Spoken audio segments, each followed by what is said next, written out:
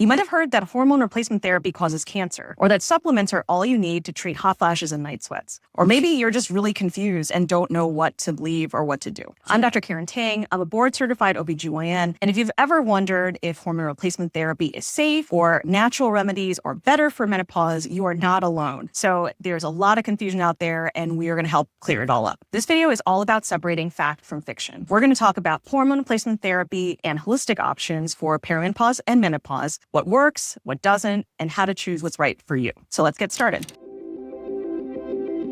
First, let's talk about what menopause actually is. It's defined by the point when you've had no periods on your own for at least 12 months. But the transition leading up to menopause is called perimenopause, and that can take up to 10 years. And during this time, your body may be experiencing all the symptoms and different changes that you expect for menopause. Your ovary function is slowing down, and overall, your hormones like estrogen and progesterone are decreasing. But sometimes during perimenopause, you can also have wild swings in your hormones with sudden increases in things like estrogen.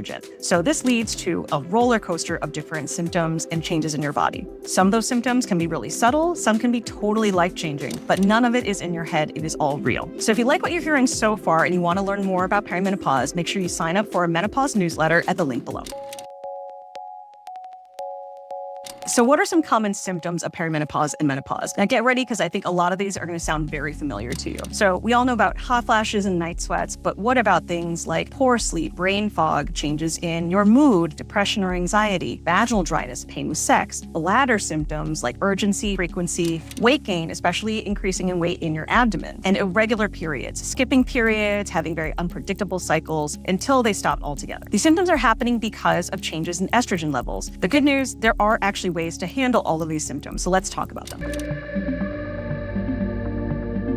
So hormone replacement therapy, or HRT, also known as menopause hormone therapy, or MHT, is basically replacing the hormones that our bodies aren't making as much of, especially estrogen. If you have a uterus, meaning you haven't had a hysterectomy, estrogen can't be given by itself because it can stimulate cells in the uterus and cause uterine cancer. So if you have a uterus, we pair it with progesterone hormone, which protects the uterus against that effect. Progesterone is actually also really helpful for sleep. So sometimes, even if you had a hysterectomy, we give progesterone for those who need some assistance with poor sleep. But estrogen is usually the hormone we're talking about when we talk about all the benefits of hormone replacement therapy. Now, it's very important to know that different types of estrogen have different side effect profiles. You may think of hormones in the context of birth control. You may have taken birth control and had side effects from them. Very important to know that HRT is different types of estrogen than birth control estrogen. It's a weaker type, so it actually is less likely to cause side effects like mood problems or low libido. And also, the way that estrogen is given is very important because, for instance, we give mostly estrogen patches or estradiol patches as our main form of hormone replacement therapy. That formulation does not seem to increase the risk of blood clots like strokes or heart attacks. Also important to know that estrogen given vaginally, like a cream or a tablet, almost none of it absorbs into your body. So there's very little side effect profile. And in fact, if you have things like breast cancer and you aren't able to take other types of HRT, you may actually be able to take vaginal estrogen. And that's actually something that's come up in research data in the last couple of years. So if you choose to start hormone replacement therapy, are you on it for the rest of your life? So in general, the symptoms of menopause, like hot flashes, night sweats, brain fog, and mood problems, don't last forever.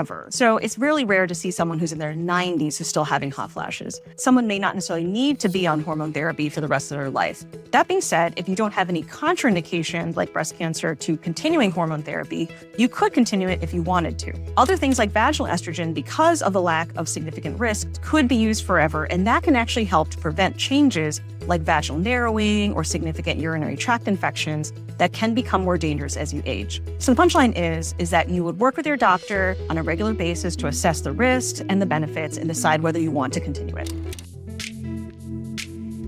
Now, even though estrogen is the most effective treatment for many menopausal symptoms, some of you may not be able to use estrogen, or you may want a more natural or holistic approach, or just don't want to take hormones. There are some holistic or non-hormonal options that can help, and lifestyle modifications are a great place to start. First, exercise. Now, we look for a combination of types of exercise: cardio for heart health and metabolism, strength training to help preserve muscle, because as we age and with menopause, we tend to lose muscle mass, and that can affect our metabolism and our strength and our flexibility. And finally, weight-bearing exercise, meaning walking or running. Also important for your heart to include things like stress management techniques like meditation, mindfulness, or even cognitive behavioral therapy if you're dealing with a lot of stressors, which a lot of us are. A balanced diet is incredibly helpful for your health, including a diet mostly focused on whole foods and nutrients such as calcium and vitamin D. You may ask, what about supplements? Now, in general, it's best to get your nutrition from food. That's just the way that our bodies process nutrients best. But for things like, say, calcium, where if you are dairy-free, it may be hard to reach your daily recommended amounts of calcium, this is where supplements may be helpful. So some nutrients that can be helpful for your health in perimenopause and menopause include calcium and vitamin D for your bone health. Magnesium can help with things like mood and sleep. In fact, a lot of people find that taking magnesium at bedtime may help them sleep a little bit better. Omega-3s, which are found naturally in certain types of fish, can be really helpful for heart health or mood. There are certain types of plants that contain what we call phytoestrogens, or sort of act like an estrogen, and may help with some menopause symptoms. So these include soy and flaxseed. And finally, an herb called black cohosh, which in some studies has been shown to maybe have some effect for things like hot flashes and night sweats. Besides the holistic options we just mentioned, if you're looking for a non-hormonal treatment for things like hot flashes or night sweats, there are other medications which can be helpful, including antidepressants like SSRIs or SNRIs, or gabapentin, which is a nerve pain that's usually used for things like fibromyalgia treatment, which is also effective for hot flashes, night sweats, and poor sleep. So what are your thoughts? I'd love to know if you've tried some of these holistic options and they worked for you, or if you're thinking a little bit more about hormone replacement therapy now. So just let me know in the comments.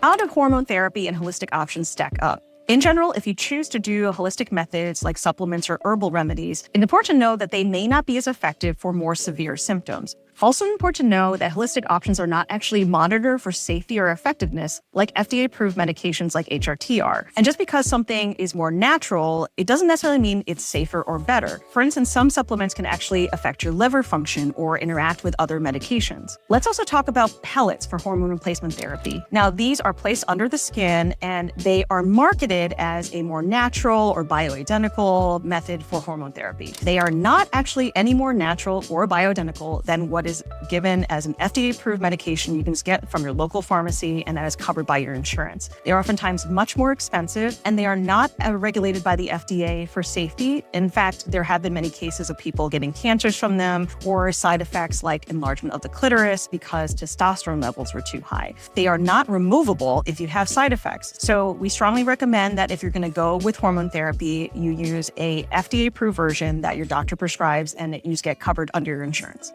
So you've heard about the risks of HRT or who can and cannot take HRT is actually probably incorrect. The only people who cannot take hormone replacement therapy include those who had themselves a breast cancer or other type of cancer that responds to hormones, if you've had a blood clot or a significant increased risk of blood clots, or if you had allergic reaction to some component of HRT. However, there are many different types of hormone replacement therapy, and they have different risk profiles. The patch version of estrogen, estradiol patch, which is our main form of hormone replacement therapy now, does not actually increase your risk of blood clots and strokes. Similarly, vaginal estrogen, which is given for vaginal dryness and bladder symptoms, almost none of it absorbs into your bloodstream. So even many people who have had breast cancer can safely take vaginal estrogen.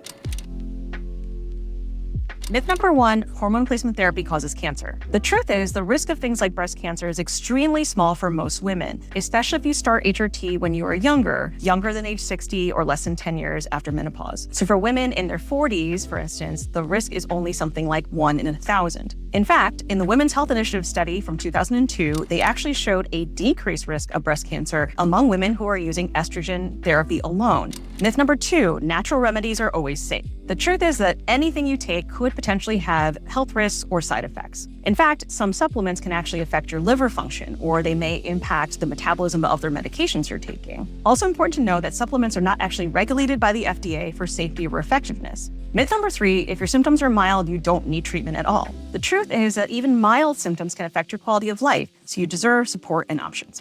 Menopause isn't a disease, it's a natural part of life, but that does not mean that you need to suffer through it. So it's very important whether you choose hormone therapy, holistic options, or a combination of both, that you deserve to feel your best and you deserve to feel supported. So I hope you found this video helpful. Make sure that you like and subscribe for more women's health content and share with a friend who might need to hear this as well. And remember, you're not alone on this journey. We'll see you next time.